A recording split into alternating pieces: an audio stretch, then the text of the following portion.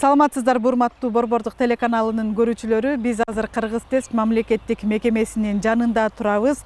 Буга чейин кыргыз тилин билбегендер мамлекеттик жумушка алынбайт деген талаптын негизинде кандай иш-чаралар жүрүп жаткандыгы тууралуу аталган мекеменин жетекчисинен маалымат алмакчыбыз. Кеттик анда.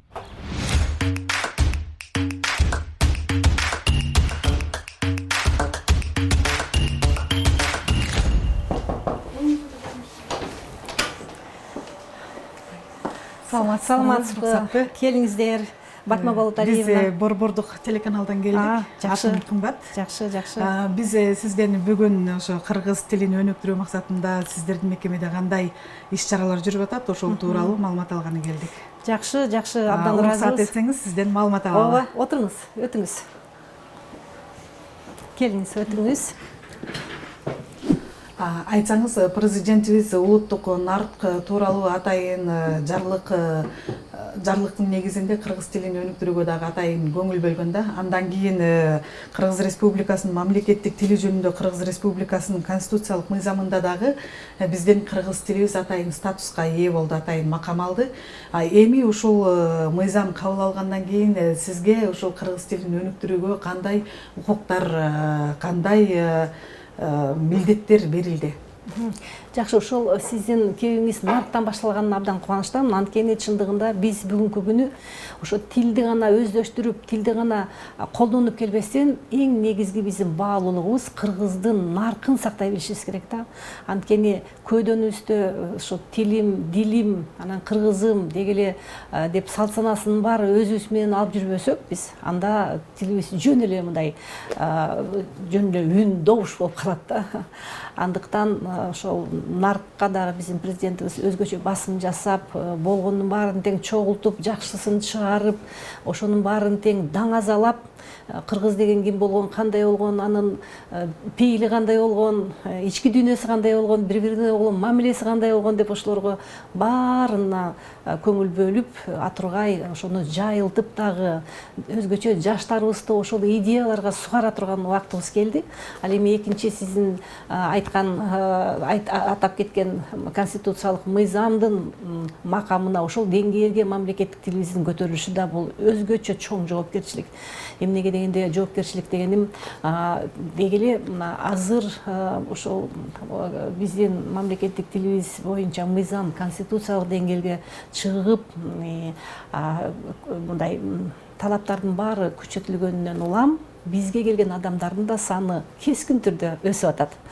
Буга чейин кандайдыр ооба билишчү, сертификат керек, менин кызматыма керек деп, ал эми азыр бул болбой калган экен, албасам кой тезирээк бул жылы көрсөтүлгөн деңгээлди өздөштүрүп калышым керек экен, жетишип калбасам дагы кандайдыр кыйынчылыктар болуп калабы деген ойлор кетип атат. Эми биз жалпы коомчулугубузда мамлекеттик тилибизди, ошо дилибизди баарын тең төп келтирип өнүктүрүшүбүз керек. Эгер ошол кыргыз тесттен өтпөгөн жетекчилер үчүн, кызматкерлер үчүн кандай чара көрөсүздөр? Сиздерге атайын бир укуктар берилгенби ошолорго чара көрүү боюнча? Ошо бизге көпчүлүк убакта бизге келген ошол талапкерлерби, колдонуучуларбы, тест тапшыруучуларбы айтор айрым учурда келип айтышат. Сиздер ушул каяктагы тестти чыгарып, сиз бизди ушундай мажбурлап атасыздар деп. Ооба, тестти түптөгөнүбүз ырас. 10 жыл мурда бул тестти өзүм түптөй баштаганмын. Бирок биз азыркы мамлекеттик мекеме катары биздин негизги масактарыбыз жана милдеттерибиз ошол тестибизди жакшынакай кылып, бардык жактан Европа стандартына төп келтирип иштеп чыгуу, анан кийин баарына бирдей маалымат берүү, бирдей мазмундагы тапшырма менен камсыздоо, анын жыйынтыгын стандартташтырылган жолдор менен чыгаруу жана анын жыйынтыгын жарыялоодо дагы атайын ушундай берилген талаптарды кармоо. Бирок эч бирөөнү мажбурлап сиздер келип сөзсүз бул деңгээлге тапшыргыла деген укук бизде жок. Аны атайын баса белгилеп кетип атам, анткени биз аткаруучу органбыз. Ал эми ошону тескей турган орган бул мамлекеттик тил комиссиясы. Ооба, биз азыр мамлекеттик тил комиссиясынын курамындабыз, бирок аны бул иштерди биздин төрага жана ошол мекеме өткөрөт. талаптарды коет, жанагыларды. Ошол эле учурда бул жалпы талаптар, бул саясатты жүргүзүшөт. Ал эми ар бир мекеме өзүнүн ошо иштөө шарттарына жараша, жагдайына жараша, алдыда койгон максаттарына жараша муну тариздеп алыш керек дагы. Ошону ийкемдүү түрдө туура жака нугун буруп дегендей, бүгүнкү күндөгү абалын салмактап көрүп, кайсы кызматчынын деги эле жалпы ийгиликке үлүшү кандай, анын кесипкөйлүгү канчалык деп, анан мамлекеттик тилди дагы билүүсүн бир эле учурда талап кылуу менен, экинчи учурда экинчи жактан болсо ошолорго шарт түзүп берүү, ошолорду шыктандыруу менен жолго салып кетиш керек да баардык иште. Демек, кызматкерлердин атайын жанагы документтерин жумушка алуу боюнча кабыл алып атканда кыргыз тесттен өткөндүгү тууралуу атайын бир билдирмелердин талабы жок эле, ала берет турбайбы? Жок. Биринчиден 21 ноябрь 2017 жыл номер 757 токтом бар. Ошол токтомдо кайсы жылы мамлекеттик кызматчы кайсы деңгээлге билиш керек экени анык так көрсөтүлгөн. Ошого ылайык биздин мамлекеттик кызматкерлер 21 жылы B2 деңгээлинде билиш керек болчу. Азыр 23 жыл болду. Андыктан ошол эле деңгээлди быйыл талап кылып атабыз. Ушу жылдын аягына чейин B2 деңгээлине тапшырууну үлгүрүп калса экен деп тилеп да жатабыз атургай. Атап айтсак, эгерде кимдир бирөө бүгүн A2 деңгээлинде эле билсе, албетте дароо эле бир сыйкырдуу нерсе жок да, дароо эле B2 деңгээлине өтүп кете албайт. Ал дагы ырааттуу жүргүзүлүш керек. Аны тилди үйрөнүүдө дагы кандайдыр бир баскычтарды басып өтүш керек дегендей атайын даярдыктар болуш керек. Андыктан ошондой бир күндө эле баары тең чечилип калбайт, бирок умтулуу болуш керек негизинен. Анан ошо атайын кабыл алынган ушул мыйзамда, мына 2023 жылдын 17 июлю деп турат, мыйзамдын күчүнө кирген күнү, андан кийин жакында эле жогорку кеңеште 5 министр ант берди да. Ошол антта санариптик өнүктүрүү министри кыргызча сүйлөй албаганы коом тарабынан мындай талкууга, сынга кабылды да. Ошолор кыргыз тесттен өтүштү беле? Жок, өткөн эмес. Жаңы дайындалып жаткан 5 министр. Жок. Алар өткөн эмес. Мен бардык 5 жөнүндө азыр айта албайм. Анткени азыр эсимде жок болуп атат чындыгында. Ал эми санарип министрлигинин төрайымы министри өткөн эмес. Деги эле менин оюм мындайда, ар бир мекемедеби, өлкөдөбү айтор тилге болгон мамиле биринчи турган адамдан башталат. Ошонун көз карашынан, ошонун ниетинен башталат да. Эгерде жана кол койгон талаптарынан, эгерде ошо биринчи адам мекеменин жетекчиси ошол эне тилди билсе, кайсы бир тилди ошо талап кылган деңгээлде билсе, албетте ал башкаларды дагы ошондой болсо деп ойлойт дагы, ниеттенет дагы. Анан кийин өзү ошону пропагандалап, ошону талапты киргизип, жайылтып сурай баштайт. Анткени ушул мыйзамда жазылып турат да, Кыргыз Республикасындагы муниципалдык жана мамлекеттик кызматтагы бардык жарандар кыргыз тесттен, кыргыз тилинен билүүгө милдеттүү депчи. Туура. Ал эгерде адам билбесе, ал тегерегиндеги адамдардан деле сурабайт да, атүгүл өзү башка тилде, кайсы тилде ыңгайлуу болсо ошол тилде сүйлөгөнгө дагы аракеттенет. Ошон үчүн ар бир деги эле үлгүлүү кеп курган адам, элди башкарган адам, бир жамааттын башында турган адам сөзсүз Кыргызстанда мамлекеттик тилди билиш керек. Демек, мамлекеттик тилди билбеген кызматкерлерди ким тескейт? Мисалы, биз өткөндө улуттук тил комиссиясынын төрагасынан дагы маалымат алганбыз. Ал айткан болчу, биз жөн гана президентке сунуштама жибере алабыз, билбейт экен деген сыяктуу деп элечи. Ал мисалы жаран катары мен кыргыз тесттен өтпөй эле коем десе, аны ким тескейт? Мисалы үчүн бир министрликти ала турган болсок, министр өзү министрди биринчи бул министрлер кабинети тескериш керек дегендей, кандай министрлерди алып атат, кандай дегендей. Ал эми министр өзүнүн мекемесинин ичиндеги бардык нерселерди жөнгө сала турган. Ошол тартип ушул мыйзамда барбы? ошо мекеменин ичиндегисин баарын тең тескереш керек деген. Бирок бул ар бир сөздү эле жасап отурбасак деле анысы эле белгилүү болуп атпайбы? Ар бир мамлекеттик жана муниципалдык кызматкер мамлекеттик тилди керектүү деңгээлде билиши керек дегенди ошону эле кармап алып аткарыш керек да. Деги эле мындай да. Биздин республикабызда, өлкөбүздө көп эле жакшынакай жоболор чыгып атат, токтомдор чыгып атат, жарлыктар чыгып атат. Бирок айрым учурда ошо жарлыктар чыккан жеринде эле калып атат. Кайсы күнү ошол жарлык мененби, токтом мененби тааныштырылды мамлекеттик кызматкер, ким болсо дагы ошону жетекчиликке алып туруп өзү эле иштей бериш керек.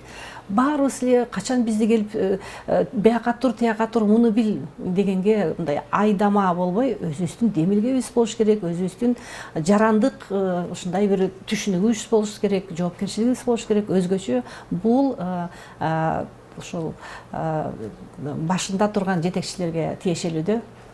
Сөзсүз ушундай болуш керек.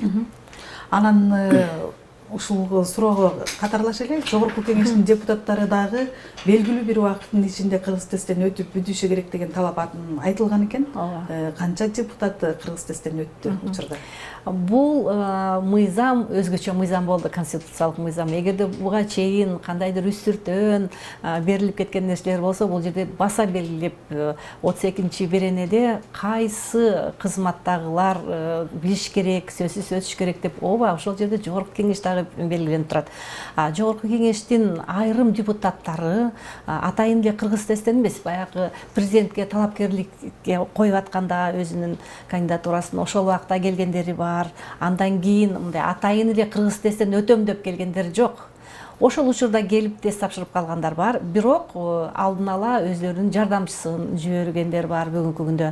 Ошондой эле айта турган нерсе, бүгүн тизмесин даярдап бизге ушундай бир графигибизге катталалы, качан орун болот деген иликтөөлөр жүрүп атканы бизге маалым. Демек расмий эч ким деле бир дагы депутат кыргыз тесттен өтө элек. Атайын ушул мыйзам күчүнө киргенден кийин. Ооба, жок, атайын келиши элек, бирок мурдагылары бар. Ошол эле учурда бул президенттикке талапкерлер 2 айланбада бизден тесттен өтүштү да. Биринчиси 17-жылы болчу. 17-жылдагы тесттер алар такыр башка тесттер болчу. Ал учурда ага чейинки жанагы тегеректе отура алып эле сүйлөтүп жаздырып койгон ыкмадан эле арылуу үчүн кыргыз тесттен тапшырышкан болчу. Бирок ал убакта ошол биздин системабыздын талаптарына ылайык 5 субтест, башкача айтканда 5 бөлүктөн турса биздин тестибиз, ал жерге 4 гана бөлүктөрүн киргизиш керек. Жазууну киргизип, бирок деген сүйлөөнү киргизишкен эмес да. Тескерисинче сүйлөө кирип, жазуу кирген эмес. Ал эми биздин системабыз боюнча 5 ошо Европа стандартына ылайык, шайкеш 5 бөлүктөн турган тест тапшырыш керек. Ошол толук талаптарынын баары камтылган тесттер бул 20-жылдагы тест болду. Буга азыр Садыр Нуркожоевич да келип тапшырган болчу. Жана бир топ ошо талапкерлер да келип кире бериште сүрөттөрү турат го, келип тапшырган эле. Жакшы экен. Анда азыр болсо, мисалы, сиздерде ушундай бир маалыматтарды чыгарып турасыздарбы?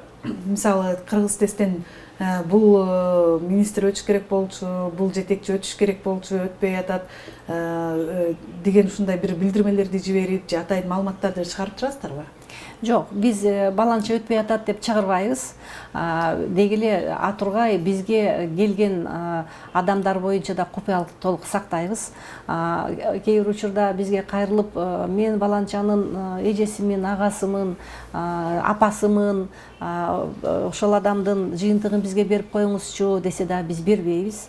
Ал үчүн ошол тест тапшырган адам өзүнүн паспортун, анан кийин бизге кайрылуусун жөнөтүп, ошол апам келет эле, сертификатымды берип коюңузчу деп кайрылган болсо, ошол учурда гана беребиз. Бирок мамлекеттик мекемелердин жетекчилери бизге расмий кайрылып, биздин ошол жамааттан өткөн адамдардын баарын тизмесин бериңиздер, жыйынтыгын көрсөтүңүздөр десе, анда толук ачып беребиз. Толук ачып дегеним биздин сайтка да чыгат жыйынтыктар, бирок сайтка чыкканда ал купуялык номер аркылуу чыгат. Ар бир адам өзүнүн купуялык номерин көрүп ошол жактан карайт да, баары тең мындай көмүскөдө дегендей. Ал эми мындай тикелей кайрылуу болсо, ал аны жандырып купуялык номердин ордуна аты жөнүн жазып анан беребиз. Андан ары тескөө иштерди өзүлөрү жасай беришет да. Бирок ошол эле учурда бизде албетте өйдө жакта бизде көзөмөлдөөчү орган бар, бул президент аппараты, министрлер кабинети дегендей. Алар бизден да талап кылып турушат, кайсы мамлекеттик мекемеден канча адам өттү, алардын жыйынтыгы кандай деп. Ооба, бул учурда биз беребиз. Бирок жөн эле сайтка чыгарып коюп, баланча министр келбей атат деген биздин талабыбызда дагы, жообубузда да каралган эмес. Ал жакта каралган нерсе бул купуялыкты сактоо. Бизде Кыргызстанда негизи башка тилдерди дагы билүү зарыл болгон министрликтер, учурлар болот да. Анан сиздер ошол учурда башка тилдерден дагы тест аласыздарбы? Кыргыз тилинен башка? Ооба, туура айтасыздар. Айрым министрлик өзүнүн иш мүнөзүнө жараша бир нече тилди билиш керек ошол кызматкерлер. Анткени алар чет өлкөлөр менен баарлашат, ошолор менен тыгыз кызматташууда болушат. Андан кийин деги эле ошол атайын ошол министрликтер эмес, деги эле мамлекеттик кызматкерлер көп тилдүү болуш керек. Көп тилдүү дегенде жок эле дегенде 2 тилдүү болуш керек дагы. Андан да жакшы 3 тилдүү болсо андан да жакшы болушат эле. Анткени бул биздин босогобузда аттап эле ар жака чыкканда эле кайсы бир конференция болобу, эмне болобу, алар башка тилде жүрүшөт да. Акыркы убакта биздин ошо өкүлдөрүбүз башка жактан кыргызча сүйлөп атышат. Бул дагы жакшы. Бирок кыргызча сүйлөгөнү бул өзүбүздүн ушундай иденттүүлүгүбүздү көрсөтүү ниети болуп атат. Ошол эле учурда мен бул жактан кыргызчаны сүйлөйм, мага башка тилдин кереги жок деген деги эле ой болбош керек да. Анткени алар башкалардын докладдарын түшүнүш керек, ошолордун бүтүн чыгара бериш керек, жакшы жаманын баарын тең салмактап, биздин өлкөбүзгө эмнеси керек экен, эмнеси бизге төп келет экен, кайсы жагынан жетишпеген нерселерибизди бул жактан алышыбыз керек деп көрүңүздөр, терең изилдөө жүргүзүп, анан болгон тажрыйбалардын уккан нерселердин баарын тең өзүбүздүн өлкөбүзгө келип интеграциялаш керек. Андыктан көрүңүздөрбү, тилди билүү өтө эле бул керектүү нерсе. Анан ошол эле учурда башка өлкөлөрдөн артта калбай, жакшынакай болуп, адабий тилде, кыргызча дагы, орусча дагы, керек болсо англис тилде сүйлөп турса, бул бүгүнкү күндүн замандын талабы. Анан сиз азыр суроо бердиңиз, башка тилден дагы тесттер уюштурулат. Деги эле биздин жообубузда мамлекеттик Кыргыз тест мамлекеттик мекемеси мамлекеттик, расмий жана башка тилдерден тестти жүргүзөт жана уюштурат, сертификат берет деп турат. Түгүл ушул биздин талаптар, бизге коюлган талаптар биз үчүн бул өтө эле чоң сыймык Конституциялык мыйзамдын 37-чи беренесинде көрсөтүлгөн. Ал эми 32-чи берене 37, ал эми 33-чү беренеде болсо Кыргызстанда ошол тилди билүү деңгээлин ыйгарым укуктуу орган текшерет дагы өзүнүн ошол күбөлөндүргөн сертификатын берет деп турат. Бул жөн эле эң сонун нерсе да. Биз азыр мурункудан дагы оотерден шыктанып, ой, бизге ушундай ишеним көрсөтүлдү, кой, андан да жакшы иштейли деп ордубузда отура албай калдык десек болот. Жакшы экен. Андан бери дасыгын жогорулатуу курстардан өткөрүп атам биздин жамаатыбызды.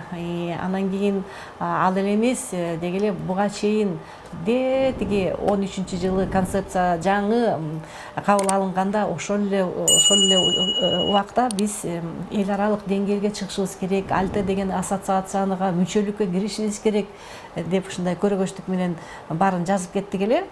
Ал учурдагы бүгүн келип атат.